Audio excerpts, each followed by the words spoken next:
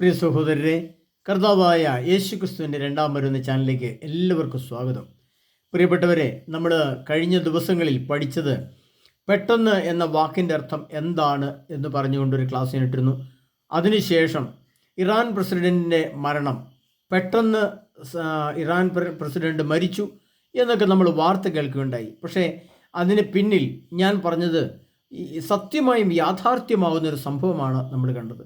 പെട്ടെന്ന് Iran president മരിക്കുകയല്ല ചെയ്തത്, മറിച്ച് ഇറാൻ പ്രസിഡന്റിനെ ആ രീതിയിൽ കൊല്ലുന്നതിന് വേണ്ടിയിട്ട് വർഷങ്ങളായിട്ടുള്ള ആലോചനകളും പദ്ധതികളും പ്ലാൻ ചെയ്തതിൻ്റെ അടിസ്ഥാനത്തിലാണ് ഇറാൻ പ്രസിഡന്റ് എന്നല്ല, ഓരോ ലോകത്തിലെ രാഷ്ട്രത്തിലെ ഏതൊരു നേതാവിനെയും കൊല ചെയ്യുന്നതിന് മുമ്പ് അതിനു മുമ്പ് ധാരാളം ആലോചനകളും പദ്ധതികളും ഒരുക്കങ്ങളും പൂർത്തിയാകുമ്പോഴാണ് പിന്നീടാണ് വളരെ വേഗത്തിൽ അത് സംഭവിക്കുന്നത്. അപ്പോൾ ഞാൻ പറയുകയുണ്ടായി, വളരെ പെട്ടെന്ന് എന്നൊക്കെ നമ്മൾ കേൾക്കുമ്പോൾ അതിന് പിന്നിൽ എത്രമാത്രം ഒരുക്കം നടക്കുന്നു എന്നുള്ളത് നമ്മൾ കണ്ടു കഴിഞ്ഞു. പ്രിയ സഹോദരരെ, അതിന് തുടർച്ചയായിട്ട് ഞാൻ പറയുകയുണ്ടായി, നിങ്ങൾ എൻ്റെ ക്ലാസ് കേട്ട് കാണും. നമുക്ക് യാക്കോബിൻ്റെ ഭവനം അവരുടെ വസ്തുക്കൾ വീണ്ടെടുക്കും. യാക്കോബിൻ്റെ ഭവനം അഗ്നിയായും ജോസഫിൻ്റെ ഭവനം തീജ്വാലയായും മാറും, അല്ലെങ്കിൽ ആയിരിക്കും എന്ന് നമ്മൾ ഒബാദ്യയുടെ പുസ്തകം 1-ാം അധ്യായം അതിൻ്റെ 18-ാം തിരുവചനം കഴിഞ്ഞ ദിവസത്തെ ക്ലാസ്സിൽ എൻ്റെ എപ്പിസോഡ് നിങ്ങൾ കേൾക്കണ്ടേ. യാക്കോബിൻ്റെ ഭവനം അഗ്നിയായും ജോസഫിൻ്റെ ഭവനം തീജ്വാലയുമായും ആയിരിക്കും എന്നാണ് ആ വാക്കിൻ്റെ അർത്ഥം. അതിൻ്റെ അർത്ഥവും ഞാൻ ആ ക്ലാസ്സിൽ പറയണ്ടായി. എന്നാൽ അതോടനുബന്ധിച്ച് തന്നെ നമ്മൾ മനസ്സിലാക്കേണ്ട ഒരു ക്ലാസ് കൂടി അതിനോട് ചേർന്ന് കിടപ്പുണ്ട്. അതിൻ്റെ തൊട്ട് താഴെ ഒരു ദൈവവചനം എഴുതപ്പെട്ടിരിക്കുന്നത് ഇപ്രകാരമാണ്. അതെങ്ങനെയാണെന്ന് ചോദിച്ചാൽ, ഏസാവിൻ്റെ ഭവനം വൈക്കോലായും മാറും. അതാണ് ജോസഫിൻ്റെ ഭവനം. നമുക്കറിയാം, യാക്കോബിൻ്റെ ഭവനം അഗ്നിയായും ജോസഫിൻ്റെ ഭവനം തീജ്വാലയുമായും മാറും, ഏസാവിൻ്റെ ഭവനം വൈക്കോലാകും എന്നാണ്. അപ്പോൾ ആരാണ് ഏസാവ്? എന്താണ് ഏസാവ്? അന്ന് ഏസാവ് എന്ന് പറയുമ്പോൾ ഏകദേശം ഇന്നേക്ക് കണക്ക് കൂട്ടിയാൽ ശരിക്കും പറഞ്ഞാൽ 6000 വർഷങ്ങൾക്ക് 5800 വർഷങ്ങൾക്ക് അപ്പുറത്ത് ഉൽപ്പത്തിയുടെ പുസ്തകത്തിലാണ് ഏസാവ് ആരാണ് എന്ന് പറഞ്ഞുകൊണ്ട് കിടക്കുന്നത്. അപ്പോൾ ഏസാവിനെ നമ്മൾ കണ്ടുപിടിക്കണമെങ്കിൽ അപ്പോൾ ഈ 6000 കണക്കിന് 5000 കണക്കിന് വർഷങ്ങൾക്ക് മുമ്പ് ജനിച്ച ആ മനുഷ്യന് ഇന്നുണ്ടോ? ഇന്ന് ഏസാവുണ്ടോ? അതാണ് നമ്മുടെ പ്രധാനപ്പെട്ട ചിന്ത, പ്രധാനപ്പെട്ട പഠനം എന്ന് പറയുന്നത്. ഇപ്പോൾ ഏസാവുണ്ടോ എന്നൊരു ചോദ്യം വന്നാൽ അത് നമുക്ക് വേണമെങ്കിൽ പറയാം അത് പഴയ നിയമത്തിലാണ് വന്നിരിക്കുന്നത്. പഴയ നിയമത്തിൽ ഒബാദ്യയുടെ പുസ്തകമാണ്. അത് ധാരാളം നൂറ്റാണ്ടല്ല യുഗങ്ങൾക്ക് ശേഷമാണ് വീണ്ടും എടുത്തെഴുതിയിരിക്കുകയാണ് ഏസാവ് അല്ലെങ്കിൽ യാക്കോബ് എന്നൊക്കെയുള്ള വചനങ്ങൾ, ദൈവവചനങ്ങൾ. അപ്പോൾ അതിൻ്റെ അർത്ഥം എന്താണ്? അതിൻ്റെ അർത്ഥം, യഥാർത്ഥ അർത്ഥം എന്ന് പറയുന്നത്, പ്രിയപ്പെട്ടവരെ, അന്നത്തെ ഏസാവിൻ്റെ ആത്മാവിനെ ആവഹിച്ച് ആ ആത്മാവിൽ ജീവിക്കുന്ന ഇന്നത്തെ ജനങ്ങളെയാണ് ദൈവമായ കർത്താവ് അത് അർത്ഥമാക്കുക. അപ്പോൾ ഏസാവ് ആരാണെന്ന് നമ്മൾ നോക്കുമ്പോൾ, അബ്രാഹത്തിന് ഒരു മകനുണ്ടായി എന്ന് നമുക്കറിയാം. അദ്ദേഹത്തിൻ്റെ പേരാണ് ഇസഹാക്ക്. ഇസഹാക്കിൻ്റെ 2 പുത്രന്മാരാണ്. ഇസാഖിൻ്റെ ഒരു പുത്രന്മാരിൽ ഒന്ന് ഏസാവും രണ്ടാമത്തെ യാക്കോബും. അപ്പോൾ ഏസാവാണ് മൂത്ത മകൻ, അനുജനാണ് യാക്കോബ്. എന്നാൽ യാക്കോബ് എന്ന വ്യക്തിയാണ് കർത്താവ് പിന്നീട് ഇസ്രായേൽ എന്ന് വിളിച്ചതും അനുഗ്രഹിക്കപ്പെട്ടു. അപ്പോൾ ഈ മൂത്ത മകനായ ഏസാവിന് കൊടുക്കേണ്ട അനുഗ്രഹം അത് യാക്കോബ് തട്ടിയെടുത്തതായി ഉൽപ്പത്തിയുടെ പുസ്തകത്തിൽ നമ്മൾ വായിക്കുന്നുണ്ട്. അപ്പോൾ അവിടെ നമുക്ക് മനസ്സിലാക്കാൻ സാധിക്കുന്നത് വളരെ വിചിത്രമായ ഒരു കഥയാണ്. ആ കഥയുടെ പിന്നാമ്പുറം നമുക്കൊരല്പം ചിന്തിക്കാം, പഠിക്കാം. നമ്മുടെ ഈ സുവിശേഷം, യഥാർത്ഥ സുവിശേഷം, ഇപ്പോഴുള്ള സുവിശേഷം മനസ്സിലാക്കണമെങ്കിൽ അല്പം ചരിത്രം കൂടി നമ്മൾ പഠിച്ചാലേ ശരിയാവുള്ളൂ. അതിപ്രകാരം യാക്കോബ് ലാബാൻ്റെ അടുത്തേക്ക് എന്ന് പറഞ്ഞുകൊണ്ട് ഉൽപ്പത്തിയുടെ പുസ്തകം 27-ാം അധ്യായം അതിനെ 41-ാം തിരുവചനത്തിൽ അവിടുന്ന് പറയുന്നു, പിതാവ് യാക്കോബിന് നൽകിയ അനുഗ്രഹം മൂലം ഏസാവ് യാക്കോബിനെ വെറുത്തു എന്നാണ് എഴുതിയിരിക്കുന്നത്. ഏസാവ് കിട്ടേണ്ട അനുഗ്രഹം യാക്കോബ് തട്ടിയെടുത്തതുകൊണ്ട് അനുജൻ ജ്യേഷ്ഠനെ വെറുത്തു, ജ്യേഷ്ഠൻ അനുജനെയും വെറുത്തു. അങ്ങനെ വലിയ ഒരു വെറുപ്പിൻ്റെ, വിദ്വേഷത്തിൻ്റെ, പകയുടെ, കോപത്തിൻ്റെ, വൈരാഗ്യത്തിൻ്റെ വിത്ത് പേറി നടന്ന ഏസാവ് തൻ്റെ അനുജനെ വെറുത്തു എന്നാണ് പറയുന്നത്. അപ്പോൾ അതിനുശേഷം പറയാണ്, പിതാവിനെ പറ്റി വിലപിക്കാനുള്ള ദിവസങ്ങൾ അടുത്തു വരുന്നുണ്ട്, അപ്പോൾ ഞാൻ അവനെ കൊല്ലും. അപ്പോൾ അവിടെ തന്നെ ആ വെറുപ്പ് കൊലപാതകത്തിലേക്ക് മാറി എന്ന് വിശുദ്ധ ഗ്രന്ഥം സാക്ഷിയായിട്ട് എഴുതപ്പെട്ട തിരുവചനം ഉൽപ്പത്തിയുടെ പുസ്തകത്തിൽ നമ്മൾ കാണുന്നുണ്ട്. അവിടെ നിന്ന് നമ്മൾ ഇങ്ങോട്ട് വരുമ്പോൾ പ്രിയ സഹോദരങ്ങളെ, ആ വെറുപ്പ് 1 വർഷമല്ല, 2 വർഷമല്ല, 1 നൂറ്റാണ്ടല്ല, 1000 നൂറ്റാണ്ടല്ല, ആയിരക്കണക്കിന് യുഗാന്തങ്ങളായിട്ട് യുഗാന്തരം ഏതാണ്ട് 5800ഓളം വർഷങ്ങൾക്ക് മുമ്പ്, അതായത് യേശു ക്രിസ്തുവിൻ്റെ 2ാമത്തെ വരവ് പൂർത്തിയാകുന്ന യുഗാന്ത്യം എന്ന 2033 യുഗാന്ത്യമായിട്ട് വരുമ്പോൾ അവിടെ 6 യുഗം പൂർത്തിയാവുകയാണ്. 6000 വർഷം പൂർത്തിയായിട്ട് 7ാം യുഗത്തിലേക്ക് പ്രവേശിക്കുന്നതിനെയാണ് യുഗാന്ത്യ ലോകാവസാനം എന്ന് പറഞ്ഞുകൊണ്ട് പിന്നീട് വരുന്ന സ്വർഗവും സ്വർഗീയ ജീവിതവും നിത്യജീവനും, അത് നിത്യജീവനായിട്ട് കർത്താവ് മരിച്ചുപോയവരെ ഉയർപ്പിച്ച് നിത്യത്തിലേക്ക് ചേർക്കുന്ന ആ സംഭവമാണ് 7ാം യുഗം അഥവാ ലോകാവസാനത്തിന് ശേഷമുള്ള കാലഘട്ടം. അപ്പോൾ ഈ ലോകാവസാനത്തിന് ശേഷമുള്ള കാലഘട്ടം വരുന്നതിൻ്റെ തൊട്ടുമുമ്പുള്ള ഈ കാലഘട്ടങ്ങളിൽ അന്നത്തെ ഏസാവിൻ്റെ ആത്മാവ് ഇന്നും ജീവിച്ചിരുന്നു കൊണ്ട് ഇസ്രായേൽ എന്ന യാക്കോബ് സ്വന്തം ജ്യേഷ്ഠൻ സ്വന്തം അനുജനെ കൊല്ലാൻ നോക്കി എന്ന് വിശുദ്ധത്തിൽ ഉൽപ്പത്തിയുടെ പുസ്തകത്തിൽ ഞാനിപ്പം പറഞ്ഞു. ഏസാവ് യാക്കോബിനെ കൊല്ലാൻ ശ്രമിച്ചു എന്നാണ് പറഞ്ഞത്. ശ്രമിക്കുകയും തീരുമാനമെടുക്കുകയും ചെയ്തു. അതുകൊണ്ടാണ് ഒബാദ്യയുടെ പുസ്തകത്തിൽ വീണ്ടും വന്നിരിക്കുകയാണ്, ഏസാവിൻ്റെ ഭവനം വൈക്കോലായി മാറും. പ്രിയപ്പെട്ടവരെ, അന്നത്തെ ആ ഏസാവ് ഇന്ന് ആരാണ്? ഇത് പഠിക്കുമ്പോഴാണ് നമുക്ക് ഇപ്പോഴത്തെ പശ്ചാത്തലത്തെ ശരിക്കും മനസ്സിലാക്കാൻ കഴിയുന്നത്.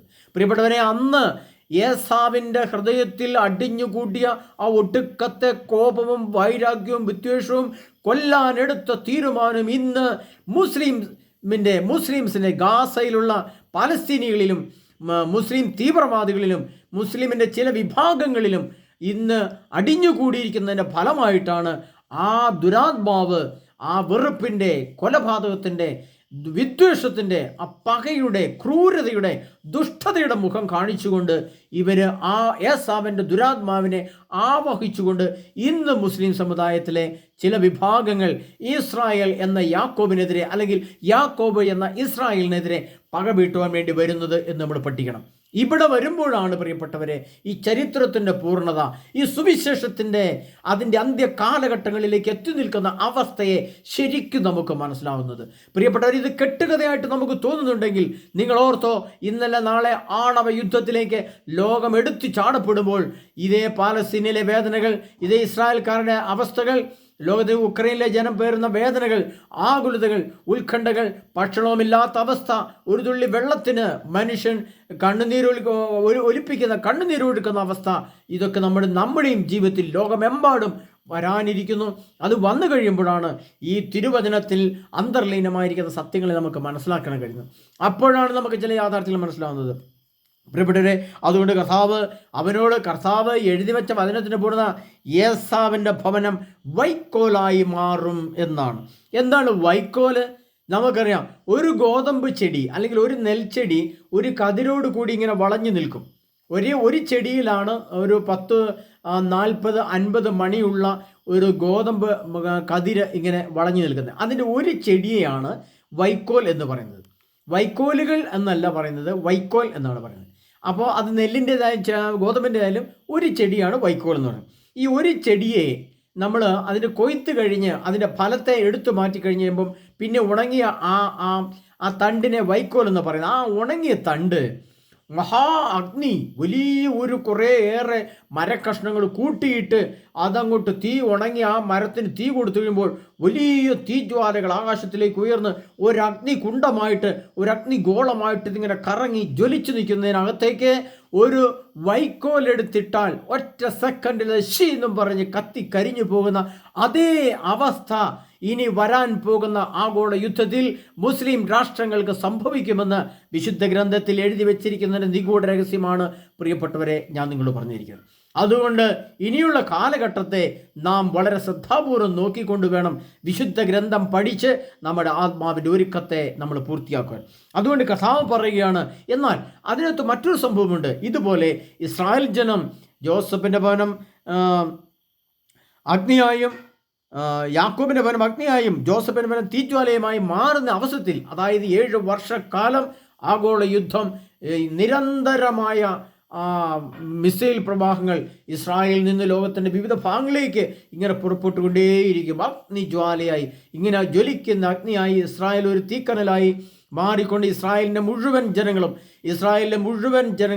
1,10,00,000 അത് ഇസ്രായേലിൽ ഇന്ന് ജീവിച്ചിരിക്കുന്ന ഓരോ വ്യക്തിയും, അത് ഒരു 5 വയസ്സിന് മുകളിലുള്ള എല്ലാ വ്യക്തിയും ആയുധമെടുത്ത് അടരാടുന്ന, അവരുടെ നിലനിൽപ്പിന് വേണ്ടി, ഇസ്രായേൽ എന്ന രാഷ്ട്രത്തിൻ്റെ ശക്തി അവരുടെ നിലനിൽപ്പിന് വേണ്ടി സർവശക്തനായ ദൈവത്തിൽ നിന്ന് കിട്ടിയ അനുഗ്രഹത്തെ വെച്ച് അവർ ലോകത്തോട് പടപൊരുതുമെന്ന് വിശുദ്ധ സാക്ഷ്യപ്പെടുത്തുകയാണ്. ഇവിടെ നമ്മൾ മനസ്സിലാക്കേണ്ടത് ഒരു സത്യം കൂടി നമ്മൾ മനസ്സിലാക്കാം.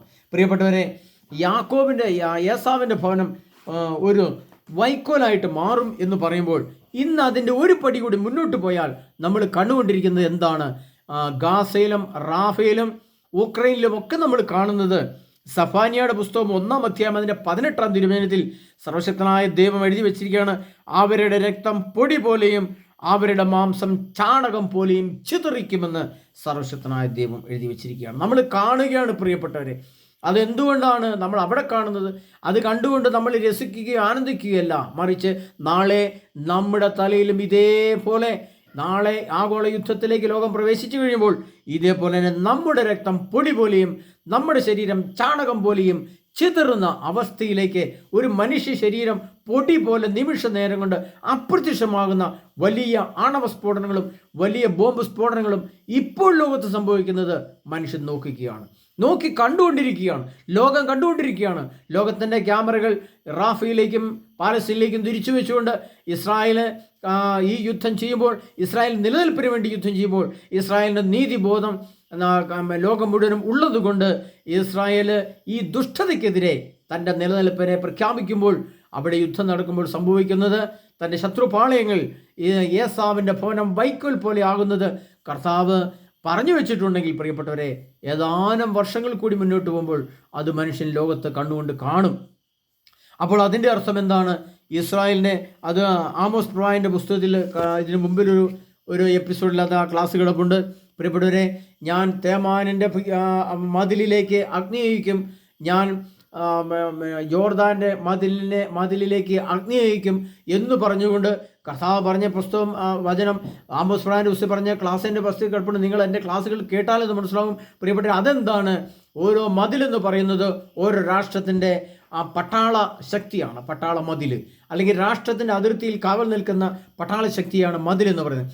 ആ മതിലുകളിലേക്ക് ഇസ്രായേൽക്കാർ തൻ്റെ സ്വയരക്ഷയ്ക്ക് വേണ്ടി ആണവ ആയുധങ്ങൾ ഉപയോഗിക്കുമ്പോൾ, ഈ ലോകത്ത് കാണുന്ന ഓരോ മുസ്ലിം രാഷ്ട്രങ്ങളും അല്ലെങ്കിൽ ഇസ്രായേലിനെതിരെ ശത്രുതയുടെ വരുന്ന ലോകത്തിലെ രാഷ്ട്രം ഏതു തന്നെയായാലും ആ രാഷ്ട്രങ്ങൾ വൈക്കോൽ പോലെ ആകുമെന്ന് സർവശക്തനായ ദൈവം വിശുദ്ധ ഗ്രന്ഥത്തിൽ എഴുതി വെച്ചിട്ടുണ്ടെങ്കിൽ നിങ്ങൾ നോക്കിക്കൊള്ളുക പ്രിയപ്പെട്ടവരെ, ഇത് സംഭവിക്കാൻ പോവുകയാണ്. ആഗോള യുദ്ധം അതിൻ്റെ പൂർണ്ണതയിലേക്ക് 2027 തുടങ്ങുമ്പോൾ, അത് യുഗാന്ത്യത്തിലേക്ക് പോകുമ്പോൾ എന്താണ് സംഭവിക്കുക? അവരുടെ രക്തം പൊടി പോലെയും അവരുടെ ശരീരം മാംസം പോലെയും ചിതറുന്ന രംഗം നമ്മൾ ലോകം കണ്ടുകൊണ്ടിരിക്കുകയാണ്. എന്നാൽ ഇനി ഓരോ മതിലുകളും അവരുടെ നിലനിൽപ്പിന് അപകടം സംഭവിക്കുമെന്ന് കണ്ടാൽ, അവരുടെ നിലനിൽപ്പിന് പ്രശ്നങ്ങൾ വരുമെന്ന് കണ്ടാൽ അവരെന്തു ചെയ്യും? ആണവായുധങ്ങളെടുത്ത് മതിലേക്ക് ഉപയോഗിക്കും. ഓരോ രാഷ്ട്രങ്ങളും വൈക്കോൽ പോലെയാകും എന്ന് കർത്താവ് പറയണം. അപ്പോൾ അവർ തിരിച്ചു വരാക്കണമുണ്ട്. അവർ ഇസ്രായേലിനെ ആക്രമിക്കും, ഇസ്രായേലിന് ക്ഷതങ്ങളേൽക്കും, ഇസ്രായേലിന് മുറിവുകൾ പറ്റും, ഇസ്രായേലിന് വേദനിക്കും, ഇസ്രായേലിന് ദുഃഖിക്കും, ഇസ്രായേൽ കരയും, ഇസ്രായേലിന് ഭവനം നഷ്ടപ്പെടും, വേദനിക്കും. ഇസ്രായേൽ അവരെ നിലനിൽപ്പ് അപകടത്തിൽ നിന്ന് കാണുമ്പോൾ കർത്താവ് പറയുകയാണ്, ഒബാദ്യയുടെ പുസ്തകം കർത്താവ് എഴുതി വെച്ചിട്ടുണ്ട്. ഒബാദ്യയുടെ പുസ്തകത്തിൽ തന്നെ വിമോചകൻ സിയോൻ മലയിൽ എത്തുമെന്ന് കർത്താവ് പറഞ്ഞിരിക്കുകയാണ്. അത് സക്രിയ പ്രവാചകന്റെ പുസ്തകം 14:4 തിരുവചനത്തിൽ കർത്താവ് പറയാണ്, ജെറുസലേമിന് കിഴക്കുള്ള ഒരു മലയിൽ അന്ന് അവിടുന്ന് നിലയുറപ്പിക്കും എന്ന് കർത്താവ് പറഞ്ഞിട്ടുണ്ട്. ഇങ്ങനെയൊക്കെ ഇസ്രായേലിനെ ആക്രമിക്കാൻ വേണ്ടി വരുമ്പോൾ കർത്താവ് തൻ്റെ പ്രവാചകന്മാരിലൂടെ പറഞ്ഞിട്ടുണ്ട്, ജെറുസലേമിന് കിഴക്കുള്ള ഒരു മലയിൽ അന്ന് കർത്താവ് പ്രത്യക്ഷപ്പെട്ടുകൊണ്ട് ഇസ്രായേലിൻ്റെ യുദ്ധ നേതൃത്വം സർവശക്തനായ യേശു ക്രിസ്തു ഏറ്റെടുത്ത് ഈ ലോകത്തിലെ ദുഷ്ടത പ്രവർത്തിക്കുന്ന രാഷ്ട്രങ്ങളെ വൈക്കോൽ പോലെ ആക്കുമെന്ന് കർത്താവ് പറഞ്ഞിരിക്കുകയാണ് പ്രിയപ്പെട്ടവരെ. ഇത് സംഭവിക്കാൻ 27 ഇപ്പോൾ നമ്മൾ കണ്ണുകൊണ്ട് കാണുന്നു. ഇസ്രായേലിനെ തോൽപ്പിക്കാൻ വേണ്ടി ലോക കോടതിയിൽ കേസ് കൊടുത്ത് ഇസ്രായേലിനെ നശിപ്പിക്കണം, അവനെ അങ്ങനെ ചെയ്യണം, ഇങ്ങനെ ചെയ്യണം, അറസ്റ്റ് ചെയ്യണം എന്ന് പറയുമ്പോൾ നീതിബോധമുള്ള ഇസ്രായേൽ എന്ന ദൈവത്തിൻ്റെ രാഷ്ട്രത്തെ തോൽപ്പിക്കുവാൻ ഒരു ശക്തിക്കും സാധിക്കുകയില്ല എന്ന് ഈ വിശുദ്ധ ഗ്രന്ഥത്തിൽ എഴുതി വെച്ചിട്ടുണ്ടെങ്കിൽ വിശുദ്ധ ഗ്രന്ഥത്തിൽ എഴുതി വെച്ചിരിക്കുന്ന സംഭവമാണ് പ്രിയപ്പെട്ടവരെ ഇപ്പോൾ സംഭവിക്കുന്നത്. അതുകൊണ്ട് കർത്താവ് പറയാണ്, സക്കറിയാ പ്രവചന പുസ്തകം 9:14 കർത്താവ് പറയുന്നു, കർത്താവ് അവർക്ക് മീതെ പ്രത്യക്ഷനാകും എന്നാണ് പറഞ്ഞിരിക്കുന്നത്. ഇസ്രായേൽ ജനം തനിക്കെതിരെ വരുന്ന ദുഷ്ടശക്തികൾക്കെതിരെ യുദ്ധത്തിനായിട്ട് ഇറങ്ങുമ്പോൾ സർവശക്തനായ ദൈവം അവർക്ക് മീതെ പ്രത്യക്ഷനാകുമെന്ന് കർത്താവ് പറഞ്ഞിരിക്കുകയാണ്. അത് കുറച്ചുകൂടി വ്യക്തമായി പറഞ്ഞിരിക്കുന്നത് പ്രിയപ്പെട്ടവരെ, യെശയ്യാ പ്രവാചകന്റെ പുസ്തകം 31 അതിൻ്റെ 5 സർവശക്തനായ ദൈവം എഴുതി വെച്ചിരിക്കുന്ന വചനത്തെ നമുക്കൊന്ന് വളരെ വ്യക്തമായിട്ട് പഠിക്കേണ്ടതായിട്ടുണ്ട്. യെശയ്യാ പ്രവാചകനിലൂടെ കർത്താവ് തൻ്റെ ആ വചനം വളരെ വ്യക്തമായിട്ട് എഴുതി വെച്ചിട്ടുണ്ട് പ്രിയപ്പെട്ടവരെ. യെശയ്യാ പ്രവാചകന്റെ പുസ്തകം 31 അതിൻ്റെ 5 കർത്താവ് വന്നിരിക്കുകയാണ്, സൈന്യങ്ങളുടെ കർത്താവ് യുദ്ധം ചെയ്യാൻ സിയോൻ പർവ്വതത്തിലും അതിൻ്റെ കുന്നുകളിലും ഇറങ്ങി വരും, പക്ഷി ചിറകിൻ കീഴിൽ എന്നതുപോലെ സൈന്യങ്ങളുടെ കർത്താവ് ജെറുസലേമിനെ സംരക്ഷിക്കുമെന്ന് എഴുതി വെച്ചിട്ടുണ്ട് പ്രിയപ്പെട്ടവരെ. എത്ര ദുഷ്ടശക്തികൾ ഇസ്രായേലിനെതിരെ വന്നാലും ഇസ്രായേലിനെ തോൽപ്പിക്കാൻ സാധിക്കുകയില്ല എന്ന് വിശുദ്ധ ഗ്രന്ഥത്തിൽ എഴുതി വെച്ചിരിക്കുന്ന വചനമാണ് നമ്മൾ കേൾക്കുന്നത്. അതുകൊണ്ടാണ് ഞാൻ ഒരു 2 മാസങ്ങൾക്ക് മുമ്പ് ഇസ്രായേൽ തോൽക്കുമോ എന്ന് ചോദിച്ചുകൊണ്ടൊരു എപ്പിസോഡ് ഞാൻ ഇട്ടിരുന്നു. അത് പതിനായിരക്കണക്കിന് ആളുകൾ അത് കണ്ടിട്ടുണ്ട് പ്രിയപ്പെട്ടവരെ. ഇസ്രായേൽ എന്ന രാഷ്ട്രത്തെ തോൽപ്പിക്കാൻ സാധിക്കുകയില്ല എന്ന് വിശുദ്ധ ഗ്രന്ഥത്തിൽ പ്രപഞ്ചത്തെ സൃഷ്ടിച്ച സർവശക്തനായ ദൈവം എഴുതി വെച്ചിരിക്കുകയാണ്. കാരണം കർത്താവ് പറയുകയാണ്, ഏതൊക്കെ പറഞ്ഞിരിക്കുന്നത്, ഉപാധിയുടെ പുസ്തകത്തിൽ പറഞ്ഞിരിക്കുന്നു, വിമോചകൻ സിയോൻ മലയിലെത്തും. സക്കറിയാ പ്രവചന പുസ്തകം 14 ജെറുസലേമിനെ കിഴക്കുള്ള ഒരു മലയിൽ അന്ന് ദൈവം നിലയുറപ്പിക്കും. കർത്താവ് യെശയ്യാ 31:5 പറയുന്നത്, പക്ഷി ചിറകിന് കീഴിൽ എന്ന പോലെ ഞാൻ അവർക്ക് സംരക്ഷണം നൽകും. സഫാനിയുടെ പുസ്തകത്തിൽ പറഞ്ഞിരിക്കുന്നു, അവരുടെ രക്തം പൊടി പോലെയും അവരുടെ മാംസം ചാണകം പോലെയും ചിതറിക്കും എന്ന് കർത്താവ് പറഞ്ഞിരിക്കുകയാണ്. എങ്ങനെ ചിതറിക്കുന്നത്? ഓരോ മതിലിലേക്കും ഇസ്രായേൽ ജനം തൻ്റെ നിലനിൽപ്പ് അപകടത്തിലാണെന്ന് കണ്ടാൽ ആണവ മിസൈലുകളെ വിട്ടുകൊണ്ട് ഓരോ രാഷ്ട്രത്തെ ഈ ലോകത്ത് നിന്ന് ഇല്ലായ്മ ചെയ്യും. റഷ്യയല്ല, ചൈനയല്ല, ലോകത്തിലെ മുഴു ശക്തികളും ഇസ്രായേലിനെതിരെ വന്നാലും ഇസ്രായേലിൻ്റെ മേലെ പക്ഷി ചിറകിന് കീഴിൽ എന്നതുപോലെ അവർക്ക് മീതെ സർവശക്തനായ ദൈവം പ്രത്യക്ഷപ്പെട്ടുകൊണ്ട് ഇസ്രായേൽ എന്ന രാഷ്ട്രത്തെ സംരക്ഷിക്കേണ്ടത് ആവശ്യമാണ് പ്രിയപ്പെട്ടവരെ. അതിൻ്റെ കാരണം നീതിബോധമുള്ള രാഷ്ട്രം, ഈ ലോകത്ത് മുഴുവൻ നീതി പ്രഖ്യാപിച്ചത് ഇസ്രായേൽ എന്ന രാഷ്ട്രമാണ്. ഇസ്രായേൽ എന്ന് പറഞ്ഞാൽ ദൈവം മനുഷ്യനെ കണ്ടു. സർവശക്തനായ ദൈവം നീതിബോധം കൊടുത്താണ്. ഇസ്രായേലിൽ ഉറങ്ങിക്കിടന്ന പാവപ്പെട്ട ജനങ്ങളെ പിടിച്ച് ബന്ദിയാക്കിക്കൊണ്ട് അണ്ടർഗ്രൗണ്ടിൽ താമസിപ്പിച്ച് അവരെ ബലാത്സംഗം ചെയ്യുക, അവരെ കൊല്ലുക, അവരെ നശിപ്പിക്കുക, അവരുടെ രക്തത്തിലേക്ക് മറ്റു രക്തം കുത്തിവെക്കുക, അവരെ അപമാനിക്കുക, അവരെ തരം താഴ്ത്തുക, അവരെ ബന്ധിക്കുക, അവരെ കൊല്ലുക, നശിപ്പിക്കുക. ഇത്തരം ദുഷ്ടത ചെയ്യുന്ന ലോകരാഷ്ട്രങ്ങൾ വേറെ എവിടെയാണുള്ളത്? ഏത് മതമാണ് ഇത്തരം ദുഷ്ടത പ്രചരിപ്പിക്കുന്നത്? പ്രിയപ്പെട്ടവരെ, നമ്മൾ പഠിക്കണം, ലോകത്തെ മനസ്സിലാക്കണം പ്രിയപ്പെട്ടവരെ. ലോകം അതിൻ്റെ അന്ത്യത്തിലേക്ക് അടുത്തു വരുമ്പോൾ, ഈ ലോകം അതിൻ്റെ അവസാന കാലഘട്ടങ്ങളിലേക്ക് എത്തുന്ന ഈ കാലഘട്ടം വരുമ്പോൾ നമ്മൾ മനസ്സിലാക്കണം, യേശുവിൻ്റെ 2ാമത്തെ വരവിൻ്റെ ഒരുക്കമായി നടക്കുന്ന ആഗോള വേദനയാണിത്. ഇസ്രായേൽ എന്ന രാഷ്ട്രം നീതിബോധമുള്ള രാഷ്ട്രം, ഉറങ്ങിക്കിടന്ന രാഷ്ട്രം, ശാന്തമായി കിടന്ന രാഷ്ട്രം, അവിടെ സന്ധ്യാസമയത്ത് നിശാനൃത്തത്തിലായിരുന്ന 200 ആളുകൾ 250 ആളുകളെ വെടിവെച്ചു കൊന്നു. അതിനുശേഷം ഇസ്രായേലിൻ്റെ മതിലുകൾ തകർത്തുകൊണ്ട് ഇസ്രായേലിൻ്റെ ഉള്ളിലേക്ക് ഇരച്ചു കയറി ഇസ്രായേലിലെ ആളുകളെ ബന്ദികളാക്കിക്കൊണ്ട് വെച്ച് അവരെ വേദനിപ്പിച്ച് മുറിവേൽപ്പിച്ച് കൊല്ലുന്ന രംഗം നമ്മൾ കാണുന്നു. എന്നിട്ട് ഈ സത്യത്തെ, ഈ പരമയാഥാർത്ഥ്യത്തെ മറച്ചു വെച്ചുകൊണ്ട് ലോക കോടതിയിൽ പ്രത്യക്ഷപ്പെട്ട് ഇസ്രായേലിനെതിരെ അവർ കരുനീക്കം നടത്തുമ്പോൾ സർവശക്തനായ ദൈവം പറയാണ്, പക്ഷി ചിറകിന് കീഴിൽ എന്നതുപോലെ ഞാൻ ജെറുസലേമിനെ, ഇസ്രായേലിനെ സംരക്ഷിക്കുമെന്ന് കർത്താവ് പറയുകയാണ് പ്രിയപ്പെട്ടവരെ. അതുകൊണ്ട് സർവശക്തനായ ദൈവത്തോടാണ് ലോകത്തിലെ അനീതി ഏറ്റുമുട്ടുന്നതെന്ന് മനസ്സിലാക്കിക്കൊണ്ട് ഈ ലോകത്തിലെ മറ്റുള്ള രാഷ്ട്രങ്ങൾ ചിന്തിച്ചാൽ, പഠിച്ചാൽ അത് അവർക്ക് കൊള്ളാം. ഇല്ലെങ്കിൽ കർത്താവ് പറഞ്ഞിരിക്കുകയാണ്, അവരുടെ രക്തം പൊടി പോലെയും അവരുടെ മാംസം ചാണകം പോലെയും തെറിക്കുമെന്ന് കർത്താവ് പറഞ്ഞിട്ടുണ്ടെങ്കിൽ ഇപ്പോൾ തെറിച്ചുകൊണ്ടിരിക്കുകയാണ്, നമ്മൾ മനസ്സിലാക്കണം. അതിനാൽ വളരെ വ്യക്തമായി എഴുതി വച്ചിരിക്കുന്ന ഭാഗമാണ് നമ്മൾ വായിക്കുന്നത്. അതുകൊണ്ട് ഇസ്രായേൽ എന്ന രാഷ്ട്രത്തോട് ഏറ്റുമുട്ടുമ്പോൾ ശ്രദ്ധിക്കുക. എന്തുകൊണ്ടാണ് ഇറാൻ പ്രസിഡന്റ് പെട്ടെന്ന് മരിച്ചുപോയത്? എന്തുകൊണ്ടാണ് പെട്ടെന്ന് നശിച്ചു പോയത്? എന്തുകൊണ്ടാണ് ഈ ദുഷ്ടശക്തി തകർന്നു പോയത്? നമ്മൾ മനസ്സിലാക്കണം. അതുകൊണ്ട് പ്രിയ സഹോദരങ്ങളെ, ഇസ്രായേൽ എന്ന രാഷ്ട്രം ലോകത്തിലെ ദൈവത്തിൻ്റെ കണ്ണിലുണ്ണിയാണ്. സർവശക്ത പ്രപഞ്ചത്തെ സൃഷ്ടിച്ച ദൈവമാണ്. സൂര്യനെ സൃഷ്ടിച്ച്, മനുഷ്യനെ സൃഷ്ടിച്ച്, ചന്ദ്രനെ സൃഷ്ടിച്ച്, ഈ സൃഷ്ടിയെല്ലാം നടത്തിയ സർവശക്തനായ യഹോവ എന്ന ആ പരമദസ്യത്തിനാണ് ദൈവം. അതിൻ്റെ രണ്ടാമത്തെ പേരാണ് യേശു ക്രിസ്തു. അതിൻ്റെ മൂന്നാമത്തെ പേരാണ് പരിശുദ്ധാത്മാവ്. സർവശക്തനായ ജീവന്റെ ചൈതന്യം ഉൾക്കൊള്ളുന്ന പരിശുദ്ധാത്മാവ്, ത്രിയേകദൈവമായ ആ ദൈവമാണ് ഇത് എഴുതി വച്ചിരിക്കുന്നത്. അല്ലാതെ വെറുതെ എഴുതപ്പെട്ട വചനഗ്രന്ഥങ്ങളല്ല ഇത്.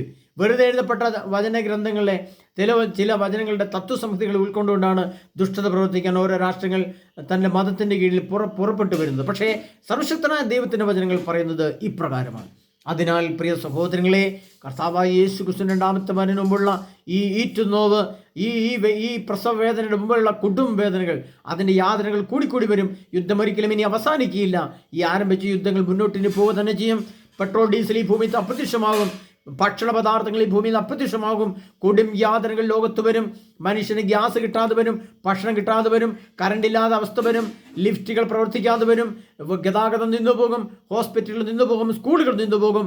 ലോകം അതിൻ്റെ അന്ത്യത്തിലേക്ക് അടുത്തടുത്ത് വരുമ്പോൾ ഇതൊക്കെ പച്ചയായിട്ട് 2027 മുതൽ ഇത് ലോകത്ത് സംഭവിക്കും. മനുഷ്യൻ്റെ ദുഷ്ടത, മനുഷ്യൻ്റെ അഹങ്കാരം, മനുഷ്യൻ്റെ ധിക്കാരം, മനുഷ്യൻ്റെ ദൈവത്തോടുള്ള വിധേയത്വത്തിൻ്റെ കുറവ്, ദൈവത്തിന് കൊടുക്കേണ്ട ബഹുമാനം കൊടുക്കാനുള്ള അവസ്ഥ, അമിതമായ ഭോഗാസക്തി, അമിതമായ വ്യഭിചാര ചിന്തകൾ, ദുഷ്ടത നിറഞ്ഞ ഹൃദയം കർത്താവ് കാണുന്നത് കൊണ്ട് കർത്താവ് ഈ ലോകത്തെ നശിപ്പിക്കുകയും ഈ ലോകത്തെ കർത്താവ് കത്തിച്ചു കളയുകയും ചെയ്യും. അതിനുശേഷം പാതാളമെന്നും സ്വർഗമെന്നും രണ്ട് പ്രപഞ്ച വസ്തുക്കളായി ഈ പ്രപഞ്ചം ഇല്ലാതെയാകുന്ന അവസ്ഥയിലേക്ക് പോവുകയാണ് പ്രിയ സഹോദരങ്ങളെ.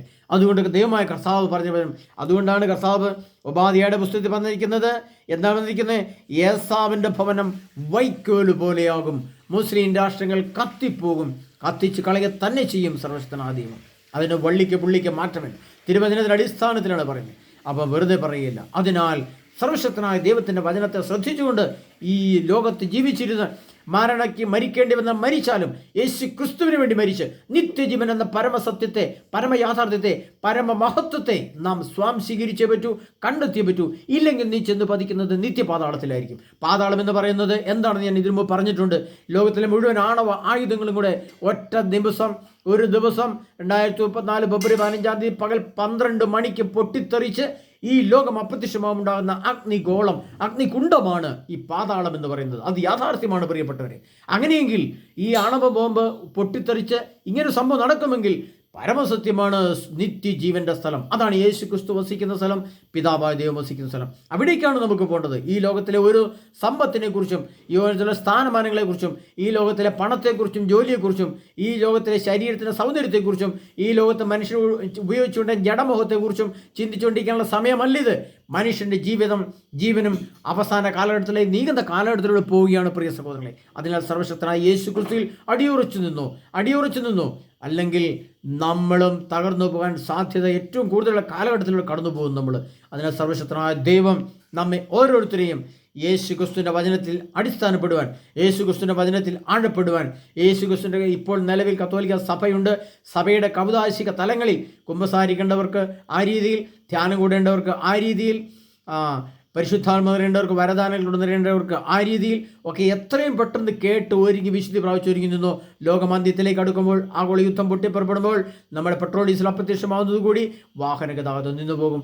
പിന്നെ ഒന്ന് ധ്യാനിക്കാം, പിന്നെ ഒന്ന് കുമ്പസാരിക്കാം, പിന്നെ ഒന്ന് കുർബാന കാണാം, പിന്നെ സഭയിലേക്കൊന്ന് ഓടാം, അല്ലെങ്കിൽ അങ്ങോട്ടൊന്ന് ഓടാം, ഇങ്ങോട്ടൊന്ന് ഓടാമെന്ന് നമ്മൾ വിചാരിച്ചിട്ടുണ്ടെങ്കിൽ പ്രിയ സഹോദരങ്ങളെ തെറ്റി. ഒരു ഒറ്റ ദിവസം പുറത്തിറങ്ങാൻ പറ്റാത്ത വിധം അതിഭയാനമായ സംഭവം, ലോകം മുഴുവനും ആണവ മിസൈലുകൾ വന്ന് മഴ പോലെ വർഷിക്കപ്പെടുന്ന കാലഘട്ടത്തിലേക്ക് നമ്മൾ കടന്നു പോകും.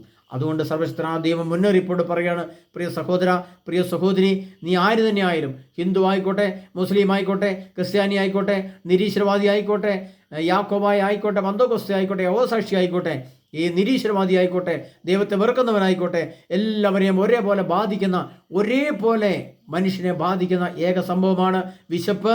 അതുപോലെ ഭക്ഷണം കിട്ടാത്ത അവസ്ഥ, മനുഷ്യനെ കിടക്കാൻ ഇന്ന് പടർന്നിരിക്കുന്ന വാർക്ക വീടുകൾ നമുക്ക് നഷ്ടമാകും. കർത്താവ് ആമോസ് പ്രവാചകന്റെ പുസ്തകത്തിൽ പറഞ്ഞിട്ട്, ചെറിയ വീടുകൾ ധൂളിയാകും, മഹാസമുദ്രങ്ങൾ നാമാവിശേഷമാകും, മഹാസമുദ്രങ്ങൾ നിർമ്മാർജ്ജനം ചെയ്യുമെന്ന് കർത്താവ് സെഫാനിയുടെ പുസ്തകത്തിലും ആമോസിൻ്റെ പ്രവാചകന്റെ പുസ്തകത്തിലും എഴുതി വെച്ചിട്ടുണ്ടെങ്കിൽ ഇന്ന് ലോകത്ത് നിർമ്മിച്ചു വെച്ചിരിക്കുന്ന സകല കെട്ടിടങ്ങളും, സകല ബിൽഡിംഗ് സംവിധാനങ്ങളും, സകല കെട്ടിട സമുച്ചയങ്ങളും എന്നേക്കുമായിട്ട് നശിച്ച് പൂർണ്ണ രൂപം പ്രാപിക്കും. അതിനാൽ പ്രിയ സഹോദരങ്ങളെ, ഞാൻ മുന്നറിയിപ്പോടെ സംസാരിക്കുന്നതുകൊണ്ടാണ് നിങ്ങളെ ഉത്കണ്ഠപ്പെടുത്താനോ വേദനിപ്പിക്കാനോ ആകുലപ്പെടുത്താനോ അല്ല, മറിച്ച് ഇത് വരാനിരിക്കുന്ന കാലഘട്ടങ്ങളിൽ ഇത് സംഭവിക്കുമ്പോൾ ഇത് മുൻപേ ആരോ പറഞ്ഞിട്ടുണ്ടായിരുന്നു, ഞാൻ കേട്ടിട്ടുണ്ടായിരുന്നു. അതിനാൽ സർവശക്തനായ യേശു ക്രിസ്തുവിനെ മാത്രം വിളിച്ച്, യേശുവേ എൻ്റെ മേൽ കരുണയായിരിക്കണമേ, ഈശോയെ എൻ്റെ മക്കളുടെ മേൽ കരുണയായിരിക്കണമേ, ഈശോയെ എൻ്റെ സഭയുടെ മേൽ, എൻ്റെ കുടുംബത്തിൻ്റെ മേൽ, എൻ്റെ സമൂഹത്തിൻ്റെ മേൽ, എൻ്റെ രാഷ്ട്രത്തിൻ്റെ മേൽ, എൻ്റെ സഭയുടെ മേൽ അങ്ങനെ കരുണവർഷിക്കുകയും ഞങ്ങളെ നിത്യത്തിലേക്ക് ചേർക്കണം ചെയ്യണമെന്ന് പ്രാർത്ഥിച്ചുകൊണ്ട് കർത്താവായ യേശു ക്രിസ്തുവിൽ മാത്രം ആശ്രയിച്ച് മറ്റൊന്നിലും രക്ഷയില്ല. കർത്താവായ യേശു ക്രിസ്തുവിൽ മാത്രമേ രക്ഷയുള്ളൂ. ആകാശത്തിന് കീഴിൽ ഭൂമിക്ക് മുകളിൽ ഏകരക്ഷകനായ യേശു ക്രിസ്തു മാത്രം. യേശു ക്രിസ്തു അല്ലാതെ മറ്റൊരു രക്ഷകനും ഭൂമിയിൽ നൽകപ്പെട്ടിട്ടില്ല. യേശു ക്രിസ്തുവാണ് ഏകരക്ഷകനെന്നും, യേശു ക്രിസ്തുവാണ് മരണത്തെ അതിജീവിച്ചവനെന്നും, യേശു ക്രിസ്തുവാണ് മരണത്തിൽ നിന്ന് ഉയർത്തെഴുന്നേറ്റെന്നും, ആ യേശു ക്രിസ്തു വീണ്ടും ഭൂമിയിലേക്ക് വന്ന് എന്നെയും നിത്യത്തിലേക്ക് ചേർക്കാൻ കൂട്ടിക്കൊണ്ടുപോകാൻ യേശു ക്രിസ്തു വീണ്ടും വരുമെന്ന പരമസത്യത്തെ മനസ്സിലാക്കുമ്പോൾ അത് യുഗാന്ത്യമാണെന്ന് മനസ്സിലാക്കിക്കൊണ്ട് യേശു ക്രിസ്തുവിന് വേണ്ടി അതിശക്തമായി ഒരുങ്ങിക്കോ പ്രിയപ്പെട്ടവരെ. പാലസ്തീൻ ലോകം മുഴുവൻ ഉണ്ടാകും, ഉക്രൈൻ ലോകം മുഴുവൻ ഉണ്ടാകും. ഇനി വരാനിരിക്കുന്ന ഭീകരയുദ്ധങ്ങൾ അത് ഉടൻ തന്നെ എത്തും. 2027 ആഗോള യുദ്ധത്തിൻ്റെ ഉദ്ഘാടന വർഷമായിരിക്കും. അതിശക്തമായി നിങ്ങൾ ബോധ്യപ്പെട്ട് മനസ്സിലാക്കിയാൽ യേശു ക്രിസ്തുവിൽ അടിയുറയ്ക്കുക. കർത്താവായ യേശു ക്രിസ്തു വിശ്വസിക്കുക, നീ നിൻ്റെ കുടുംബവും രക്ഷ പ്രാപിക്കും. കർത്താവായ യേശു ക്രിസ്തുവാണ് എൻ്റെ സർവശക്തനായ ദൈവമെന്നും എന്നെ രക്ഷിക്കുന്നവനും എൻ്റെ വിമോചകനും എന്നെ വളർത്തിയതും എന്നെ നിത്യത്തിലേക്ക് ചേർക്കാൻ കഴിവുള്ള ഏകശക്തനായ ദൈവം യേശു ക്രിസ്തുവാണെന്ന് വിശ്വസിക്കുന്ന, ആദരത്തിൽ പറയുകയും ഹൃദയത്തിൽ വിശ്വസിക്കുന്ന വ്യക്തി ജാതി മത ഭേദമില്ലാതെ നിത്യജീവനിലേക്ക് അർഹതപ്പെട്ടതായി മാറുമെന്നും സർവശക്തനായ ദൈവം പറഞ്ഞിട്ടുണ്ട്. അതുകൊണ്ട് യോഹന്നാന്റെ സുവിശേഷത്തിൽ കർത്താവ് പറയാണ്, എന്നിൽ വിശ്വസിക്കുന്നവന് നിത്യജീവനുണ്ട്. എന്നെയും എൻ്റെ പിതാവിനെയും അറിയുക എന്നതാണ് നിത്യജീവൻ. എൻ്റെ ശരീരം ഭക്ഷിക്കുകയും പാനം ചെയ്യുന്നവന് നിത്യജീവനുണ്ട്. 3 അവസരം കർത്താവ് തന്നിട്ടുണ്ട് പ്രിയ സഹോദരങ്ങളെ. അതിനാൽ സർവശക്തനായ യേശു ക്രിസ്തു വിശ്വസിക്കുക എന്നത് ഒരു ഞാനൊരു ക്രിസ്ത്യാനിയാണ്, ഞാൻ കുമ്പസാരിക്കുന്നവരുടെ കുർബാന കാണുന്നവനാണ്, അല്ലെങ്കിൽ ഞാൻ മാമോദീസ സ്വീകരിച്ചവനാണ്, അതുകൊണ്ട് എനിക്ക് നിത്യജീവൻ അവകാശമുണ്ടെന്ന് നിങ്ങൾ ചിന്തിച്ചെങ്കിൽ തെറ്റാണ് പ്രിയപ്പെട്ടവരെ. വിശുദ്ധ ഗ്രന്ഥത്തിൽ എഴുതപ്പെട്ടിരിക്കുന്ന വചനം, യേശു ക്രിസ്തുവിൻ്റെ വചനം, നിനക്കുള്ളതെല്ലാം പറ്റി ദരിദ്രർക്ക് കൊടുക്കുക, നിന്നെപ്പോലെ നിൻ്റെ അയൽക്കാരനെ സ്നേഹിക്കുക, നീ കർത്താവ് അനാഥരോടും ദരിദ്രരോടും വിധവകളോടും കരുണയോടെ ആയിരിക്കുക, നീതിബോധമുണ്ടായിരിക്കുക. ദൈവരാജ്യമെന്നാൽ ഭക്ഷണമോ പാനീയമല്ല, പ്രത്യേക നീതിയും സമാധാനവും പരിശുദ്ധാത്മാവിലുള്ള സന്തോഷമാണെന്ന് ഗ്രഹിച്ചുകൊണ്ട് ഈ ലോകത്ത് ജീവിക്കണം. ഇന്ന് കാണുന്ന ആധുനിക ലോകവും ആധുനിക ലോകത്തിൻ്റെ OLTസും ILTസും വിദേശ ജോലികളും എഞ്ചിനീയറിംഗ് കോളേജുകളും നഴ്സിംഗ് കോളേജുകളും വിദേശ ജോലികളും കാനഡ ജോലി അമേരിക്കൻ ജോലിയൊന്നും നിന്നെ ദൈവരാജ്യത്തിലേക്ക് കൊണ്ടുപോവുകയില്ല. അത് നിനക്ക് ദൈവരാജ്യത്തിൽ നിന്ന് നിന്നെ അകറ്റുന്നതാണെന്ന് മനസ്സിലാക്കാൻ നിനക്ക് സാധിച്ചാൽ അതാണ് നിൻ്റെ രക്ഷ, അതാണ് നിൻ്റെ വിശുദ്ധി, അതാണ് നിൻ്റെ നിത്യജീവൻ്റെ ഉറപ്പ്. അല്ലാതെ നീ എഴുതിയ ILTസോ OLTസോ, നീ കണ്ടെത്തിയ കാനഡയോ അമേരിക്കയോ, നീ കണ്ടെത്തിയ ഓസ്ട്രേലിയയോ നിന്നെ രക്ഷിക്കുകയില്ല എന്ന് മനസ്സിലാക്കി നീ കർത്താവായ യേശു ക്രിസ്തു അടിയുറച്ചാൽ നിനക്ക് ആഗോള യുദ്ധത്തിൽ പിടിച്ചു നിൽക്കാൻ സാധിക്കും. ഇല്ലെങ്കിൽ നിൻ്റെ ജീവനും ജീവിതവും നീ ഇന്നേ വരെ കണ്ട എല്ലാം എന്നേക്കുമായിട്ട് നിന്നിൽ നിന്ന് വിട്ടുപോകുന്നത് നീ കണ്ട് വാവിട്ട് കരയുമ്പോൾ നിന്നെ രക്ഷിക്കുവാൻ, നിന്നെ സഹായിക്കാൻ ഭൂമുഖത്ത് ഒരു മനുഷ്യനും ഉണ്ടായിരിക്കില്ല എന്ന് ഓർത്തുകൊള്ളണം പ്രിയപ്പെട്ടവരെ. അതിനാൽ സർവശക്തനായ യേശുനാഥൻ, സർവശക്തനായ ദൈവം പറയുന്നു, യാക്കോബിൻ്റെ ഭവനം അഗ്നിയായും ജോസഫിൻ്റെ ഭവനം തീജ്വാലയുമായിരിക്കും, ഏസാവിൻ്റെ ഭവനം വൈക്കോലുമായി മാറും. അതുകൊണ്ട് കർത്താവ് പറയുകയാണ്, അങ്ങനെ മാറുന്ന സമയത്ത് കർത്താവ് പറയുകയാണ് യെശയ്യാ 31:5, പക്ഷിച്ചിറകിന് കീഴിൽ എന്നതുപോലെ ഞാൻ ജെറുസലേമിനെ സംരക്ഷിക്കും. സൈന്യങ്ങളുടെ കർത്താവ് യുദ്ധം ചെയ്യാൻ സിയോൻ പർവ്വതത്തിലും അതിൻ്റെ കുന്നുകളിലും ഇറങ്ങി വരും. പക്ഷിച്ചിറകിന് കീഴിൽ എന്നതുപോലെ സൈന്യങ്ങളുടെ കർത്താവ് ജെറുസലേമിനെ സംരക്ഷിക്കും. അവിടുന്ന് അതിനെ സംരക്ഷിക്കുകയും രക്ഷിക്കുകയും വിമോചിപ്പിക്കുകയും അഭയം നൽകി ജീവനെ പരിപാലിക്കുകയും ചെയ്യുമെന്ന് സർവശക്തനായ ദൈവം ഈ 3 യുഗങ്ങൾക്ക് മുമ്പ് 2500 വർഷങ്ങൾക്ക് മുമ്പ് എഴുതി വച്ചെങ്കിൽ ഇന്ന് സർവശക്തനായ ആ പിതാവ് എഴുതിയ സ്ഥാനത്ത് ഇന്ന് യേശു ക്രിസ്തുവാണ് പറയുന്നത്, നിന്നെ സംരക്ഷിക്കുവാൻ കർത്താവ് യേശു ക്രിസ്തു അല്ലാതെ ഭൂമുഖത്ത് മറ്റൊരു ദൈവം തന്നിട്ടില്ല. മറ്റൊരു ദൈവം ഭൂമിയിൽ ഇന്നുവരെ ജനിച്ചിട്ടില്ല. മറ്റുള്ള ദൈവങ്ങളെല്ലാം ഏതോ ദൈവങ്ങളാണ്. ആ ദൈവത്തിന് നിന്നെ നിത്യതയിലേക്ക് ചേർക്കാൻ സാധിക്കില്ല എന്ന് കർത്താവ് പറഞ്ഞു വെച്ചിട്ടുണ്ടെങ്കിൽ പ്രിയ സഹോദരങ്ങളെ, നമുക്ക് കർത്താവ് യേശു ക്രിസ്തുവിൻ്റെ 2ാം വരവിൻ്റെ ഒരുക്കത്തിനായി ഈ ക്ലാസ്സുകളൊക്കെ നിങ്ങൾ കേട്ട് 10,000ങ്ങളിലേക്ക് ഷെയർ ചെയ്യുക. കർത്താവ് വെളിപാട് 22:14 വെച്ച് നമ്മൾ ഒരുങ്ങണം പ്രിയപ്പെട്ടവരെ. ജീവൻ്റെ വിശുദ്ധ ഭാഷ ലഭിക്കാനും കവാടങ്ങളുടെ നഗരത്തിലേക്ക് പ്രവേശിക്കാനും തങ്ങളുടെ അങ്കികൾ കഴി വിശുദ്ധീകരിക്കുന്നവർ ഭാഗ്യവാന്മാർ. ആ വചനം നമ്മൾ ഓർത്തണം.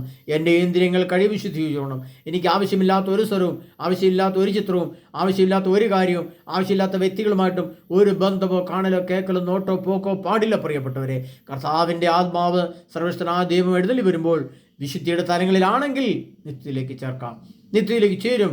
യേശു നമ്മളെ കൂട്ടിക്കൊണ്ടുപോകും, നിത്യജീവനെ നമുക്ക് നൽകും. മരിച്ചവരെ ഓർപ്പിക്കുന്ന ആ ഭയാനകമായ ദിവസം 2034 ഫെബ്രുവരി 15 പകൽ 11 മണിക്കും 12 മണിക്കും ഇടയ്ക്ക് ഈ സംഭവം യാഥാർത്ഥ്യമാകും.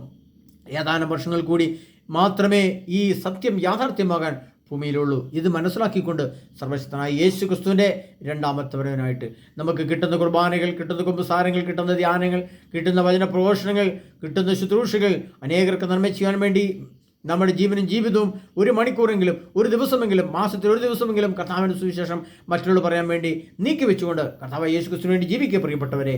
അതല്ലാതെ വെറുതെ തിന്നും കുടിച്ചും ജീവിക്കുന്ന ജീവിതം നിൻ്റെ ഈ കാണുന്ന ജീവനും ജീവിതവും നിനക്കുള്ളതല്ല, സാത്താനുള്ളതാണ്.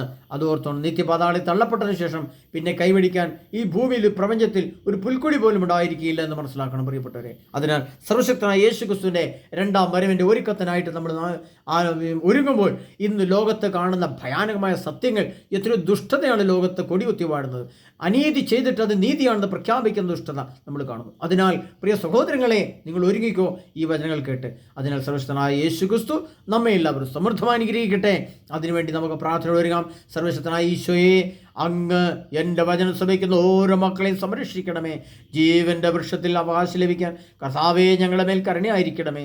ഞങ്ങൾ അറിഞ്ഞും അറിയാതെ ചെയ്തു പോകുന്ന തെറ്റുകൾ, പാപങ്ങൾ, കുറ്റങ്ങൾ, വെറുപ്പുകൾ, വിദ്വേഷങ്ങൾ യേശുവേ നീ ക്ഷമിക്കണമേ. ഞങ്ങളുടെ ആത്മാവിൻ്റെ മേൽ അങ്ങ് അധികാരമുള്ളവനാകണമേ. സാത്താൻ്റെ അധികാരത്തെ നിങ്ങൾ സംരക്ഷിക്കണമേ. എൻ്റെ ദുശ്ശീലങ്ങളെ യേശുവെ എടുത്തു മാറ്റണമേ. എന്നെ പരിശുദ്ധാത്മാവ് കൊണ്ട് നിറയ്ക്കണമേ. അഗ്നി കൊണ്ട് എന്നെ കഴുകണമേ കർത്താവേ. അങ്ങയുടെ പരിശുദ്ധമായ ശക്തിയിൽ നിറയ്ക്കണമേ. ഈശോയുടെ വരവിനായിട്ട് എന്നെ ഒരുക്കണമേ. എൻ്റെ കുടുംബത്തെ ഒരുക്കണമേ. എൻ്റെ സഭയെ ഒരുക്കണമേ. എൻ്റെ കുടുംബാംഗങ്ങളെ ഒരുക്കണമേ. എൻ്റെ രാജ്യത്തെ ഒരുക്കണമേ എന്ന് പ്രാർത്ഥിക്കാം നമുക്ക് പ്രിയപ്പെട്ടവരെ. അതിനായി നമ്മയെല്ലാം സർവശക്തനായ യേശു ക്രിസ്തു സമൃദ്ധമായി അനുഗ്രഹിച്ച് ബാധിച്ചുകൊണ്ട് ആമേൻ.